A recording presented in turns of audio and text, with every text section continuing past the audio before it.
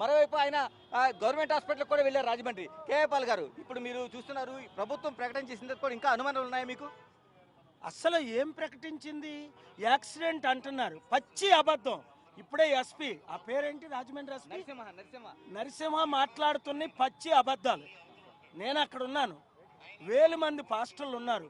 70% పాస్టర్లు ఆయనతో కోఆపరేట్ చేసి డెడ్ బాడీని పంపించారట. 5,000లో 5 పాస్టర్లు కూడా ఆ డెడ్ బాడీని పంపించలేదు, లాఠీ చార్జీలు చేసి. నేను వెళ్ళినంత వరకు పాస్టర్ని దైవజనులందరినీ క్రిమినల్లా చూశారు. నేను వెళ్ళిన తర్వాత మీ మీడియా ఛానల్స్ అన్ని రిపోర్ట్ చేసిన తర్వాత లోపలికి నన్ను పంపించి కామైంది. ఆ తర్వాత నన్ను మోసం చేశారు. ఇప్పుడే పోస్ట్ మార్టం రిపోర్ట్ పంపిస్తాం, అనౌన్స్ చేస్తాం అన్నారు. ఇంతవరకు సీసీ ఫుటేజ్ చూసిన తర్వాత మీకేమనిపించింది? సీసీ ఫుటేజ్ చూసిన తర్వాత హత్య నేను రుజువు చేస్తాను కోర్టులో. అంటే న్యాయ పోరాటం చేయబోతున్నారు? పక్కా న్యాయ పోరాటం చేయబోతున్నాను. ఒక దైవజనుడిని చంపడమా అంటే మేము గాజులు వేసుకున్నట్ట? ఏంటిది జరుగుతుంది? అంటే క్రైస్తవులందరినీ చంపేస్తారా?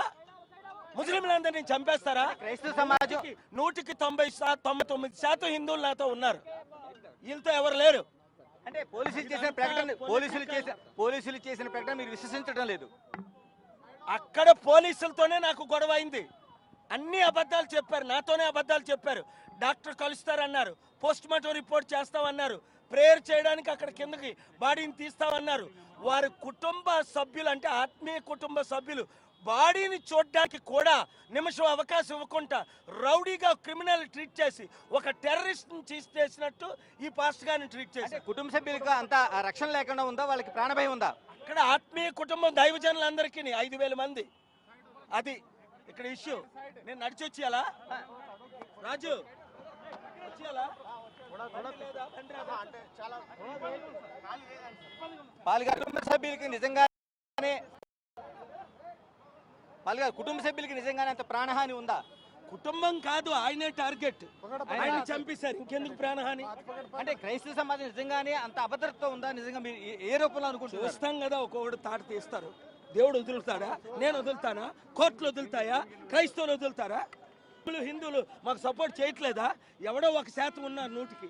ఎలాంటి అనుమానాలు ఉన్నాయి? మీరు ఇంత స్పష్టంగా న్యాయ పోరాటానికి కాదు, హత్య అని రుజువు అయిపోయింది. నేను ఆ రుజువు ఇక్కడ చేయను, కోర్టులో చేస్తాను, నేనే వాదించి. అంటే 28 ఆర్డర్లు తెచ్చుకోలేదు. అంటే ఒక ప్రబోధకుడికి ఉన్న ఆయన చంపాల్సిన అవసరం ఎవరికి ఉంది అసలు?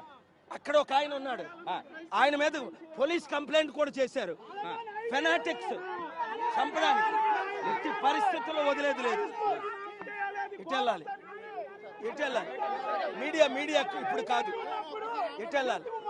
ఎలాగా మీడియా అంటే ఎప్పుడు వెళ్ళబోతున్నారు పాల్గారు? మీరు ఎప్పుడు కోర్టుకి వెళ్ళబోతున్నారు? మీరు చూస్తారు కదా, పోస్ట్ మార్టం అనౌన్స్ చేయమనండి. ఎందుకు చేయలేదు ఇప్పుడు వరకు? ఓకే, పోస్ట్ మార్టం వస్తే వాస్తవాలు తెలిసే అవకాశం ఉందా? హత్య అని వాళ్ళు పట్టుకున్నప్పుడు వదులుతాం. అది అంటే ఇప్పటికి సీసీ ఫుటేజ్లు ఇంకా రావాల్సిన అవసరం ఉందా? అక్కడ చాలా మిస్సింగ్. వదిలేదు లేదు, విడిచిపెట్టేది లేదు. ఎందుకు పోలీసులు ఎందుకు అంతా మీరు అంటున్నట్టు ఏకపక్షంగా ఉన్నారని అనుకుంటున్నారు? పోలీసులు ఎందుకు అంత ఏకపక్షంగా ఉన్నారని అనుకుంటున్నారు? ఇదంతా ఫెనాటిక్ ఎక్స్ట్రీమిజం. ఇచ్చిన వాగ్దానాలు ఏమి నెరవేర్చలేకపోతున్నారు. ఇప్పుడు హిందూ క్రిస్టియన్ మధ్య, హిందూ ముస్లింల మధ్య గొడవ పెట్టడానికి వారి అజెండా. ఎందుకు అంత ఎజెండా నడపాల్సిన అవసరం? క్రిస్టియన్స్ తమ